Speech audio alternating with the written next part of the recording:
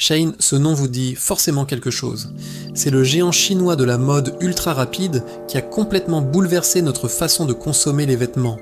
En quelques années à peine, cette marque est devenue un phénomène mondial, surtout auprès des jeunes, grâce à une stratégie redoutable. Des milliers de nouveautés chaque jour, des prix qui défient toute concurrence, et une présence massive sur les réseaux sociaux comme TikTok et Instagram. Qui n'a jamais vu un haul Shein en scrollant sur son téléphone? C'est simple, ils sont partout. Le modèle de Shein est basé sur ce qu'on appelle le real-time retail. Concrètement, qu'est-ce que ça veut dire? Ils analysent en temps réel les tendances sur Internet, les recherches Google, les hashtags populaires, et en quelques jours seulement, ils sont capables de concevoir, produire et mettre en vente un vêtement qui correspond exactement à ce que les gens cherchent. C'est une réactivité hallucinante, là où les marques traditionnelles comme Zara ou H&M mettent plusieurs semaines, voire plusieurs mois, Shein le fait en moins d'une semaine.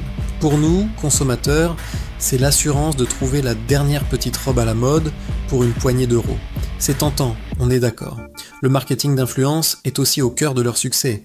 Ils collaborent avec des centaines de micro-influenceurs qui présentent leurs dernières trouvailles, créant un désir constant et une impression de communauté. Mais derrière cette machine bien huilée et ses prix incroyablement bas, se cache une réalité beaucoup moins glamour. C'est là que les choses se compliquent. Shein est la cible de très nombreuses critiques, et ce, sur plusieurs fronts. D'abord, il y a l'impact environnemental. Produire autant de vêtements aussi vite et en si grande quantité, ça a un coût écologique désastreux. On parle de surproduction massive, de l'utilisation de matières synthétiques dérivées du pétrole, comme le polyester, et d'une incitation à la surconsommation. Ces vêtements sont souvent de qualité médiocre et ne sont portés que quelques fois avant d'être jetés, alimentant des montagnes de déchets textiles. L'empreinte carbone de l'entreprise, avec des colis expédiés depuis la Chine vers le monde entier, est aussi colossale.